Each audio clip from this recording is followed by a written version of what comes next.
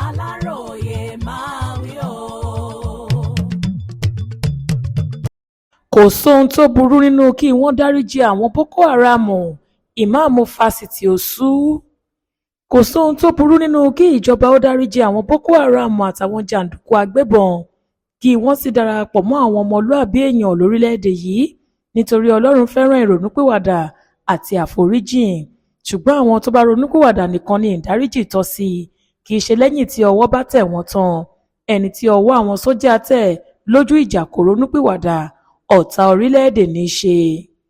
Ìmáàmù àgbà Ọlábísí Ọ̀nàbànjọ Yunifásítì OOU Àgọ́ Ìwòye nípínlẹ̀ Ògùn, Ọ̀jọ̀gbọ́n Hakeem Akànní ló sọ̀rọ̀ yìí nínú ọgbà fásitì Ìbàdàn University of Ibadan gẹ́gẹ́ bí olùdánilẹ́kọ̀ọ́ níbi wáàsí àwẹ̀ ẹlẹ́kẹtàlélọ́gbọ̀n irú rẹ̀ èyí tí ìjọ àwọn mùsùlùmí fásitì náà UI Muslim Community gbé kalẹ̀ lọ́jọ́ àbámẹ́ta sátidé ọjọ́ kejìdínlọ́gbọ̀n oṣù kejì ọdún 2026 yìí.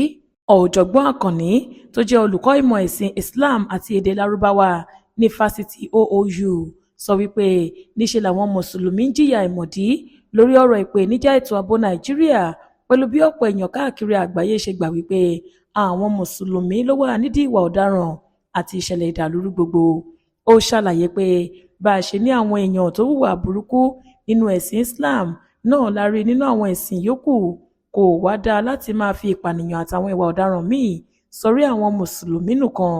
Gẹ́gẹ́ bó ṣe sọ, lóòótọ́ làwọn mùsùlùmí díẹ̀ wà nínú àwọn ajínigbé pẹ̀lú Boko Haram, ISWAP àtàwọn tó ń hùwà ọ̀daràn, ṣùgbọ́n tá a bá fẹ́ máa ròyìn nípa ìjàmbá tí àwọn èèyàn wọ̀nyí ń ṣe, ó yẹ ká ṣèwádìí láti mọ̀ bóyá nǹkan tó wà nínú ẹ̀sìn Islam ni wọ́n ń ṣe àbí bẹ́ẹ̀ kọ́.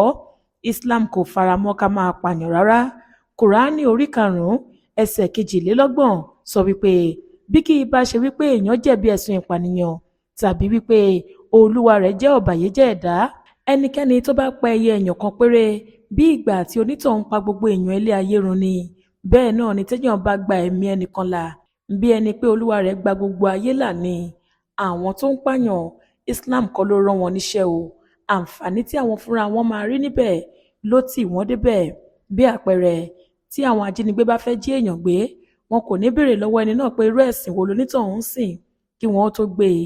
Ẹnikẹ́ni tí wọ́n bá rí ni wọ́n ń gbé, kí wọ́n ti rówó gbà lọ́wọ́ àwọn ẹbí rẹ̀ ní tiwọn. Wọ́n ti mú nínú àwọn Boko Haram àtàwọn ajínigbé wọ̀nyí náà tó jẹ́ wípé wọn kì í ṣe mùsùlùmí. Wọ́n ti mú agbésùmọ̀mí tó jẹ́ ẹlẹ́sìn kìrìsìtẹ́nì ní Delta àti Edo. Bẹ́ẹ̀ aráàlú yẹn náà ni wọ́n. Kódà wọ́n tún mú ọmọ Yorùbá náà tí kì í ṣe mùsùlùmí fún ìṣẹ̀lẹ̀ ìjínigbé. Nígbà tó ń sọ̀rọ̀ lórí ọ̀nà àbáyọ, Ọ̀jọ̀gbọ́n Akànní rọ àwọn òbí láti fi ẹ̀kọ́ ìmọ̀ nípa Ọlọ́run tó àwọn ọmọ wọn. Ó sì gba ìjọba nímọ̀ràn láti fààyè gba ẹ̀kọ́ ìmọ̀ ẹ̀sìn láwọn iléèwé káàkiri. Ó ní nínú ìmọ̀ nípa ẹ̀sìn Ọlọ́run nìkan lèèyàn ti lè rí ẹ̀kọ́ ọmọlúàbí kọ́, kì í ṣe nínú ìmọ̀ ìṣirò, ìmọ̀ sáyẹ́ǹsì tàbí ìmọ̀ ẹ̀rọ. Alága ètò wáàsí ọ̀hún, ẹnjiníà Ishaq Adéníyì Fọlọ́runṣọ, sọ nínú ọ̀rọ̀ tirẹ̀ pé ọ̀nà àbáyọ sí ìṣòro ayé wa wà nínú ẹ̀sìn Islam, ṣùgbọ́n ó ṣe ní láàánú pé a tún bá àwọn mùsùlùmí tó yẹ kí wọ́n jẹ́ àwòkọ́ṣe rere fún àwọn èèyàn nídìí ìwà ìbàjẹ́. Lára àwọn tó kópa níbi ètò ọ̀hún ni akọ̀wé ìjọba Ọ̀yọ́, Ọ̀jọ̀gbọ́n Musibau Babatunde, ààrẹ ìjọ àwọn mùsùlùmí fásitì Ìbàdàn UIMC Musiliu Onílùdé, alága UIMC Ọ̀jọ̀gbọ́n Sirajudeen Bankole, ìmáàmù àgbà UI Ọ̀jọ̀gbọ́n Ibrahim Uthman àti Ọ̀jọ̀gbọ́n àgbà Dawood Noibi tí í ṣe akọ̀wé àgbà nígbà kan fún ìjọ àwọn mùsùlùmí ẹkùn ìwọ̀ oòrùn Nàìjíríà.